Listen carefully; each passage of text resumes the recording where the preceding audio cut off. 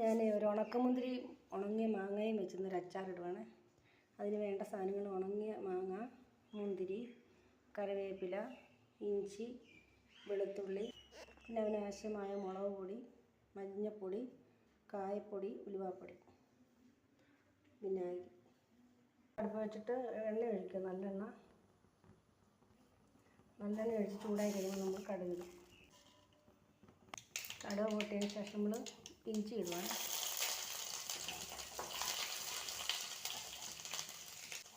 പിന്നെ വെളുത്തുള്ളി,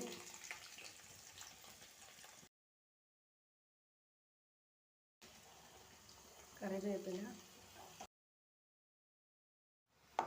വെളുത്തുള്ളി ഇഞ്ചിയെല്ലാം മൂത്ത് വന്നു. അപ്പോൾ നമ്മൾ ഈ മാങ്ങ ഇടുക കേട്ടോ. കഴുകി വൃത്തിയാക്കി വെച്ചിരിക്കുന്ന മാങ്ങയാണ്. അതൊന്ന് ഇതിൻ്റെ വെള്ളമൊക്കെ ഉണ്ട്, അതൊന്ന് പൊട്ടാൻ ഇതിനകത്ത് മൂട്ടി. ഉണക്കമാങ്ങയും ഉണങ്ങിയ മുന്തിരിയും കൂടി അച്ചാർ വെക്കണം. നിങ്ങളൊന്ന് ചെയ്ത് നോക്കണം കേട്ടോ, സൂപ്പർ സാധനമാണ്. നമ്മളിത് മുന്തിരി ഇടുക. ഉപ്പുപൊടിയും കൂടി ഇടും, ഉപ്പുപൊടി.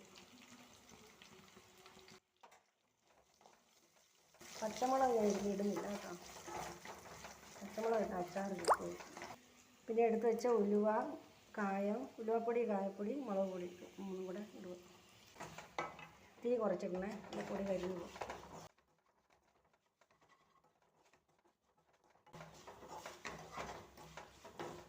നിങ്ങളത് ചെയ്ത് നോക്കണം, സൂപ്പർ അച്ചാറാണ് കേട്ടോ. അച്ചാറിന് ആവശ്യമായ വിനാഗിരി,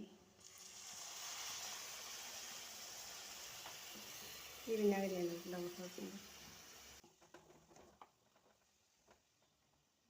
അത്രയേ ഉള്ളൂ. നിങ്ങളും ഇതൊന്ന് ഉണ്ടാക്കി നോക്കണേ, നല്ല സൂപ്പർ അച്ചാറാണ് കേട്ടോ.